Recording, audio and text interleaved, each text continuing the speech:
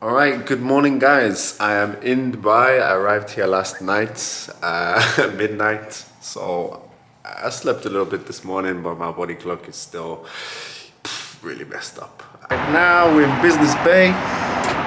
It's looking nice. It's looking nice. In today's video, we're gonna mix a bit of personal finance with travel. So I recently went to Dubai on holiday and had a great time, but not only that, there were a lot of lessons that I learned in Dubai, which I'm going to share in this video. So in this video, I'm going to share with you how I budgeted for my trip to Dubai. We're going to talk to one of my friends who lives there to get an idea of what life is like and if it's a good place to live. And I'm also going to share with you some clips of the fun that I had. So let's get right into it.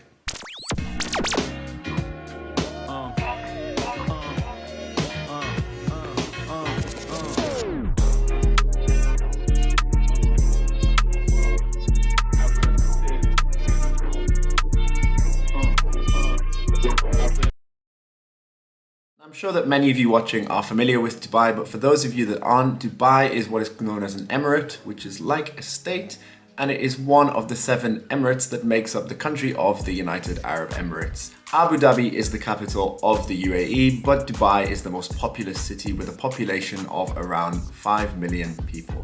And an interesting fact is that 95% of the people living in Dubai are expats, so not Emirati natives. So Dubai has become a very international city to work in. It attracts people from all over the world, from America, from Europe, from other countries in Asia. So you'll find a great range of diversity in Dubai.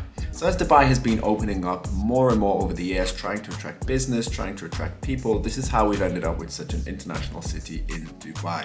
And another interesting thing that Dubai has done is that it has 0 income tax. So if you live in Dubai, you work in Dubai, you won't pay any income tax on your salary. So when I went to Dubai, it was end of February, early March. So the weather was really nice. It wasn't too hot, but it was much warmer than in Europe, about 25-29 degrees every day. So it was really nice weather.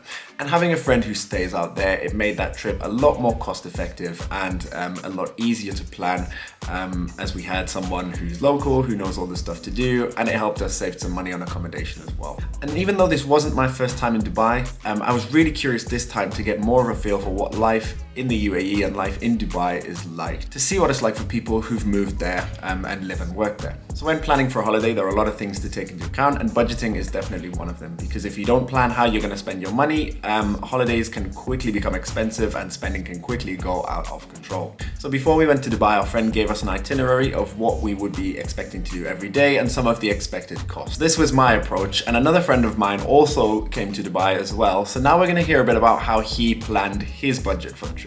So Raf, what did you keep in mind when you were making your budget for coming to Dubai to make sure that you don't overspend? Okay, first of all, I'm trying to put everything down on paper so I can, have an overview of everything that is going to happen during the trip. Then I try to see, okay, what is it that I really don't want to miss and that I really want to do. So I make sure, I keep the budget, set for these activities. And then overall, it's just having a global idea, because I don't like to plan too much as well. So I just like to have an overall idea of, how much or what are the priorities. And then, I just go with the flow, and during the vacation, I just know, I spend how much and blah, blah, blah, and roughly, and I know I'm good. So that's basically how I do it. So, yeah. So just to give you an idea of some of the activities that we did on the trip and their cost. So a common thing to do in Dubai is brunch, which is where you can go to a restaurant, a bar, maybe a beach club. You'll pay a specific amount in euros. This might be 70 to 80 euros depending on the place. And you'll essentially get unlimited food and drink during a set period of time. Another activity we did was jet skiing. Now this was really fun. I absolutely loved it. And it cost us about 70 to 80 euros per person for half an hour jet skiing. But that was really good fun. So we went all the way to the Burj Al Arab, one of the most famous buildings in Dubai. And we got videos and photos took there as well. So that was an experience really worth it. And of course, the thrill that you get jet skiing as well was fantastic. So we also played golf, and I think this worked out at about 15 to 20 euros per person for an hour session. So we ended up having a 2-hour session, but we also got some food as well. So that was that was really good. And the golfing setup, I found it to be much better value than in Europe. You know, you didn't have to hire clubs, they were already there on the range, and you didn't pay for a bucket of balls. You paid, like I say, for an hour, and it was as many balls that you wanted to hit in that hour. So I found it much better value than driving ranges in Europe. Got the chance to go cycling through the desert, which was really cool. Now this was really low cost as well. This was probably about 15 to 20 euros again for 3 hours of hiring the bike. However, the first thing you need to keep in mind is that it's a long way outside of Dubai, and second is that even though you can get a taxi there, you won't be able to get one back. So you really do need someone with a car to be able to go there and cycle. Otherwise, it's going to be one, expensive for the taxi, and two, you're going to have to find some way of getting back to Dubai. And the last main activity that I'll mention here is Expo. So I was very fortunate to be able to go to Expo. Yeah, so guys, basically, for those of you that don't know what Expo is, so we're at the Dubai Exhibition Center, and essentially many countries around the world have set up kind of exhibitions in here, promoting themselves as a country, talking about their economies, their culture, their vision in the future. And it's really interesting. I've learned a lot about a lot of different countries. So being from the UK, I visited the UK one, obviously. I've seen countries like Saudi Arabia, I've seen Malta, but there are many countries here, and it's almost impossible to do them all in a single day. But yeah, it's definitely a very interesting experience to come here to Expo. So yeah, Expo was a once-in-a-lifetime opportunity. It was really worth it. And even if you didn't fly with Emirates, then you can get in for 50 dirham. It's definitely worth it. You know, there was a lot to see there. If you still have the chance to go out to Dubai, or if you're going to Dubai, then make sure you get in before the end of Expo. So then an idea of some general costs. It's really easy to get around in Dubai. You have the metro, so I think a single journey on the metro is about 2 euros. And then you've got taxis, which are incredibly cheap as well. And I'd probably say if you're traveling as a group, better value than the metro. So for example, I think a 10-minute, 15-minute taxi journey cost about 6 euros. And then to get from my friend's place to the airport, as I left very early in the morning, cost only about 10 to 15 euros as well. So it's really easy and convenient to get around by taxi. Just make sure that you go with some of the official Dubai taxis. So they have a red, green or blue or yellow roof, and they have a taxi marker on the top. You can also make sure that you're getting a good taxi by using the Careem app, which is the local taxi app in Dubai. As I said though, I did overspend, and the problem was that I underestimated the costs per day. I was very optimistic, thought that I could spend a lot less than I really did, but I ended up spending several hundred euros over budget, which I was not happy about, but it was a learning experience for me. And I think the problem was that not only did I underestimate the cost by day, but I didn't break down categories of spending. I just simply kind of grouped my budget all together for the holiday and said, okay, this is my budget, and went with it. So the danger there is that if you are underspent, it's very easy to say, yeah, I'm underspent, and just go and keep spending. So what I would really recommend is dividing out your budget into categories. So a category for food, category for entertainment, perhaps a category for accommodation if you need a place to stay, a category for transportation to get around. You see where I'm going. So you have a defined spend in each category, and that way you're much less likely to go over budget. And also, don't be like me, don't underestimate the cost of a holiday.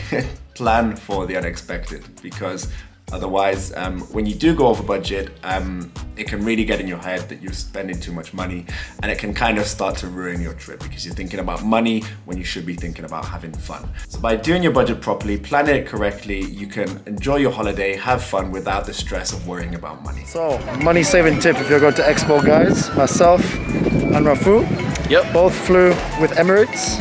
So instead of paying 50 dirhams for our entry, we got in for free. Simply exchange your boarding pass at one of the ticket offices and you'll get in for free at Expo. Yes, I confirm. Now, another thing to keep in mind when planning your holiday and budgeting is foreign exchange as well. So the currency in the UAE is the dirham. So before I went over there, I needed to figure out what was the best way to change money. So I ended up using the Wise, formerly known as TransferWise card, and also the Vivid card. Now I've done videos on both of these. You can find the link up there. And I also did a bit of an experiment while I was in Dubai to find out what it's like to use these cards in practice. So I'll share that video with you guys once it is available. So the reason I used these cards was essentially to get the best exchange rate possible and to not kind of lose on the markup if I was changing money physically at a kind of, currency exchange bureau.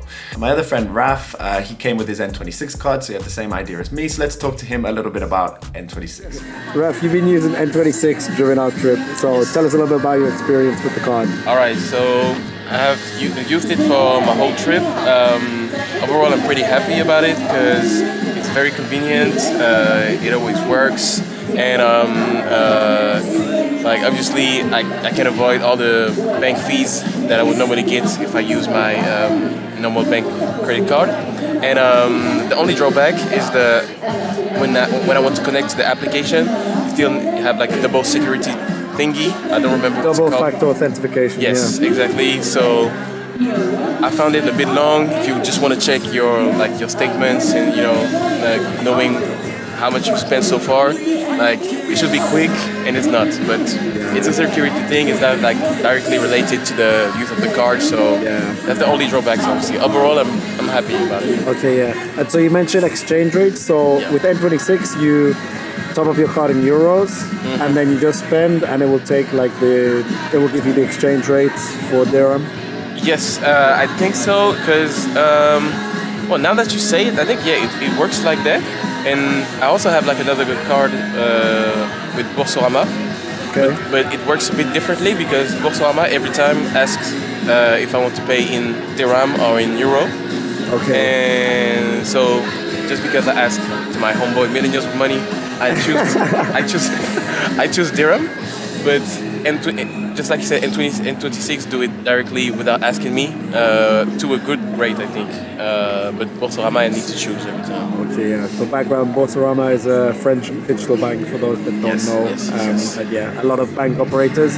Normally, if you're spending with your normal bank card, they'll propose to you to spend in local currency or in your home currency. Yeah. And rule of thumb is you should always pay in the local currency because your bank typically will give you a better rate than the merchant will. So there's a risk that you'll pay more if you choose to pay in your local currency, as will be done with the merchant's rates.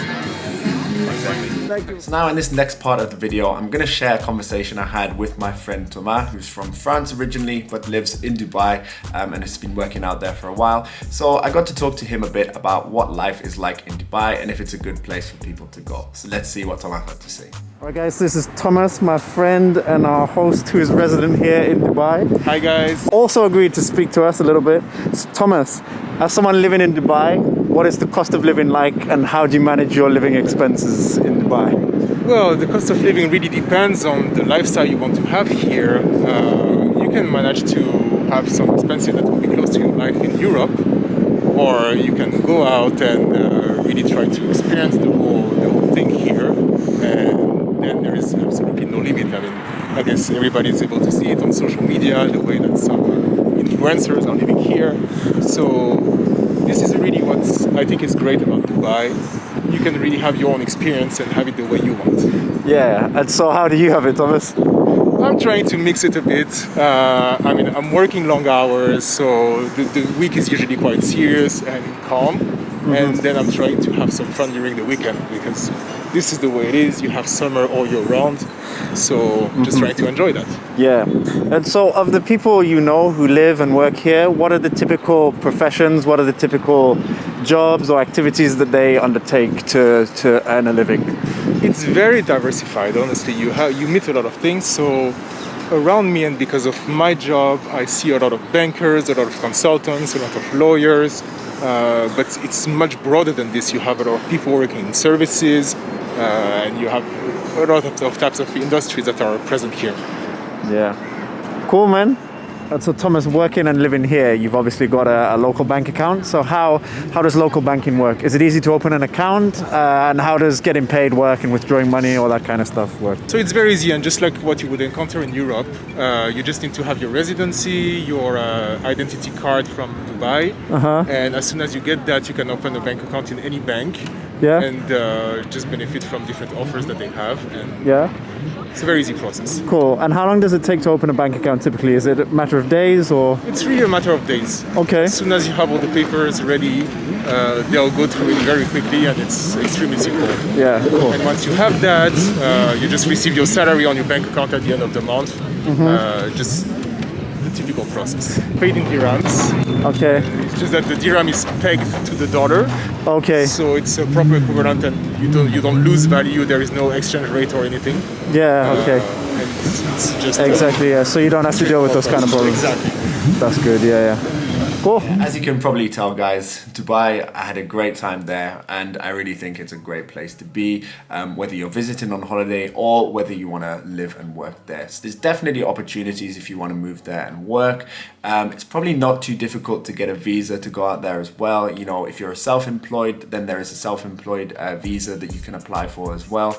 And if you're applying to work for a company, for an employer, then the employer will typically sponsor your visa as well. So let me know your thoughts, guys. Is Dubai the place to be in 2022? Have you been to Dubai, and what was your experience? Now, why not check out my other videos? And if you like this one and you want to see more content like this, then make sure you hit the subscribe button with the notification bell so you don't miss a single update. I'll see you on the next one. Let's get this money.